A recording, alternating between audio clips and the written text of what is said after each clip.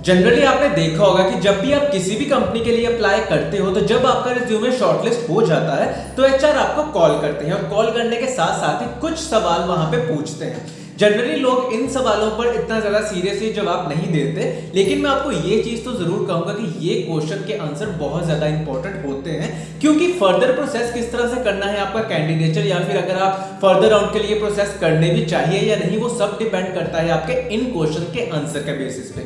तो मैं आपको यही कहूंगा कि जितनी अच्छे तरीके से आप इन क्वेश्चन का प्रेपरेशन कर सकते हो उतना ज्यादा अच्छे तरीके से कर लीजिए, क्योंकि जनरली लोग इन क्वेश्चंस को इग्नोर कर देते हैं। आज की इस वीडियो में मैं 10 ऐसे क्वेश्चंस के बारे में आपको बताऊंगा जो कि एचआर जनरली पूछते हैं हमेशा हर एक कैंडिडेट से जब भी वो स्क्रीनिंग राउंड कर रहे होते हैं। तो without just wasting any time, let's just start the video.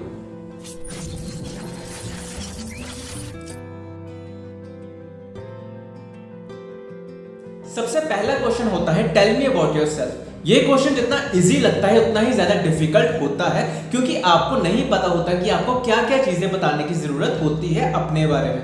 तो सबसे पहले मैं आपको यही चीज कहूंगा कि अपने स्किल सेट और अपने एकेडमिक क्वालिफिकेशंस पर ज्यादा फोकस दीजिए, क्योंकि यही दोनों चीजें इंपॉर्टेंट होती हैं जब भी आपको स्क्रीनिंग राउंड के लिए कॉल आता है। अगर आपको इसके अलावा भी इसमें पूरी तरह से एलैबोरेशन चाहिए तो मैंने ऑलरेडी एक वीडियो बनाकर रखी हुई है, आप उसको जाकर देख सकते हैं, जिसमें मैंने प्रॉपर्ली बताया हुआ है कि टेल मी अबाउट योरसेल्फ के बारे में आपको किस तरह से एक्सप्लेन करना चाहिए। दूसरा क्वेश्चन होता है what is your notice period and is it negotiable. इस क्वेश्चन में हमेशा आप अपना ऑफिशियल नोटिस पीरियड ही उनको बताएं। जैसे अगर आपका 2 महीने 3 महीने का नोटिस पीरियड है तो आप उनको कहिए कि हाँ 2 महीने का नोटिस पीरियड है, 3 महीने का नोटिस पीरियड है। ऑफिशियल नोटिस पीरियड में आप कभी भी झूठ मत बोलिए। उसके बाद बात आती है इज इट नेगोशिएबल। तो हमेशा यही चीज कहिए कि हाँ it is very much negotiable. चाहे आपकी कंपनी में नेगोशिएबल ना भी हो, फिर भी आप बस यही चीज बोलिए कि यस इट इज नेगोशिएबल, क्योंकि फर्दर प्रोसेस करने के लिए ये चीज इंपॉर्टेंट होती है। मान लो कि अगर आपका 3 महीने का नोटिस पीरियड है और आपने सीधा सीधा बोल दिया कि मैम बिल्कुल भी नेगोशिएट नहीं कर सकते, बिल्कुल भी नेगोशिएबल नहीं है, तो वो क्या करेंगे कि किसी दूसरे कैंडिडेट को कॉल करेंगे। उसके बाद अगर उन्होंने बोल दिया कि हाँ इट इज नेगोशिएबल, तो वो सारा प्रोसेस उनके साथ करेंगे, आपको वो बिल्कुल इग्नोर कर देंगे। तो हमेशा यही चीज पे फोकस कीजिए कि आप किस तरह से पहले राउंड तक पहुंच सके। तो जब भी आपको एचआर इस राउंड में यानी कि स्क्रीनिंग राउंड में ये चीज पूछे कि आपका नोटिस पीरियड नेगोशिएबल है या नहीं, तो हमेशा ये चीज कहिए यस इट इज नेगोशिएबल। जितने मर्जी दिन आप उसको बता दीजिए कि it is negotiable to 15 days 30 days, जितना भी आप कर सकते हो उस टाइम पे बता दीजिएगा। तीसरा क्वेश्चन होता है when can we expect you to join us. तो इस क्वेश्चन में अगर तो आपका last working day already declare हो चुका होता है, आपको ईमेल आ जाती है कि ये आपका लास्ट डे होने वाला है, तो आप उस टाइम पे अपना लास्ट डेट ही बताइए कि मेरा लास्ट डे 2 अक्टूबर 3 अक्टूबर, जो भी आपका लास्ट डेट होगा आप उसको वहां पे उसी टाइम पे बता दीजिए। लेकिन अगर आपका लास्ट डेट डिसाइडेड नहीं है और अभी आपने कंपनी से रिजाइन भी नहीं किया और वो आपसे पूछ रहे हैं कि आप कब तक ज्वाइन कर सकते हो, तो आप उनको ये चीज कह सकते हो कि since my notice period is negotiable so I can't give you the exact date but I can join you as soon as I get the release from this company.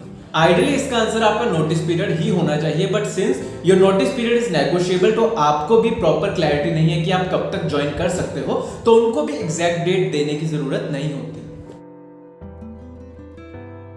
चौथा क्वेश्चन होता है why are you interested in this position और in this company.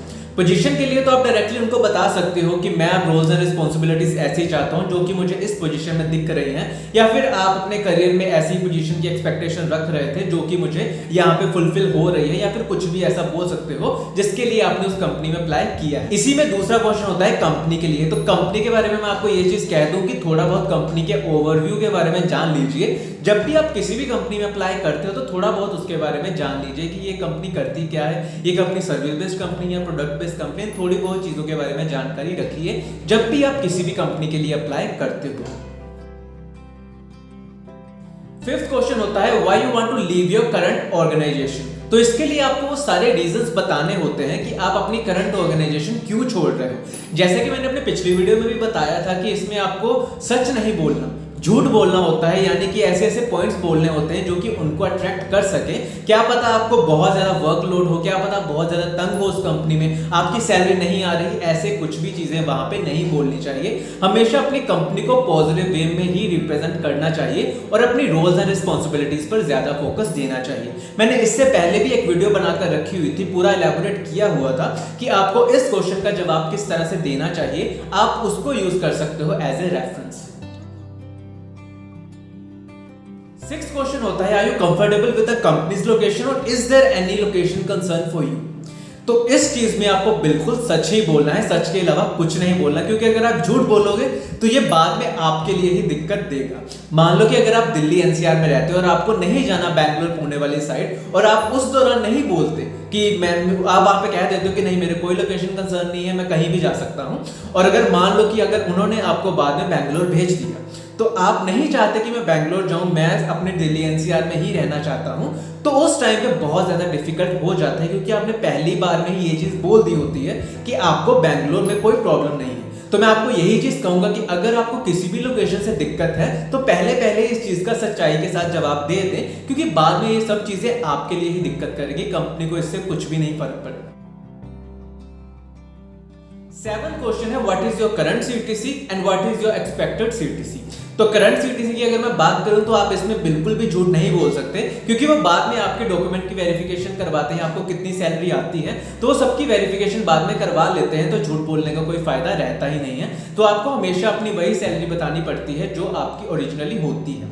और अब बात करते हैं expected salary के बारे में, तो मैं आपको यही चीज कहूंगा कि सबसे पहले अगर आपको ये क्वेश्चन पूछा जाता है कि आपकी एक्सपेक्टेड सैलरी कितनी है स्क्रीनिंग राउंड में, तो आप सिर्फ परसेंटेज में जवाब दीजिए कि मुझे इतने परसेंट से लेके इतने परसेंट सैलरी एक्सपेक्टेशन है। हमेशा आप 30% से अबव ही सैलरी एक्सपेक्टेशन रखें, 30% से नीचे बिल्कुल भी ना कंसीडर करें, क्योंकि जब भी आप किसी भी कंपनी में जाते हो तो 30% का मिनिमम तो आप लेकर ही चलो कि आपको 30% तो मिलना ही चाहिए। उससे नीचे अगर आप आओगे तो ये आपका ही लॉस होगा, क्योंकि कोई भी कंपनी मिनिमम 30% तो दे ही देती है। उसके ऊपर अगर आप एक्सपेक्ट कर रहे हो तो आप उनको ये चीज बोल सकते हो more than 40%, more than 50%, more than 60%, तो ये सब चीजें वैलिड होती हैं।